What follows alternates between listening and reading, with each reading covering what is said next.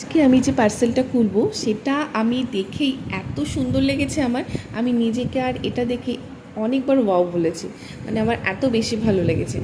আর এটা কোনো ড্রেস না, এটা একটা ইয়াররিং। আর ইয়াররিংটা আমি যখন দেখেছিলাম না, অনলাইনে যখন দেখেছিলাম আমি, তখন ভেবেছিলাম হয়তো হ্যাঁ ভালোই, কিন্তু এতটা ভালো যে হবে সেটা সত্যি ভাবতে পারিনি।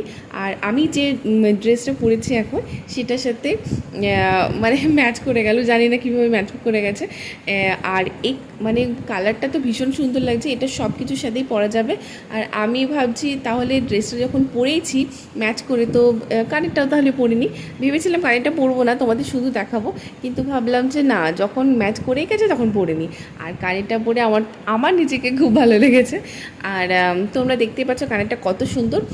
নিচে না এগুলো সুতোর কাজ। আমি বাড়ির সবাইকে দেখিয়েছিলাম, বাড়ির সবারও ভীষণ পছন্দ হয়েছে। আর আমার বোনকে বললাম, বোন বলল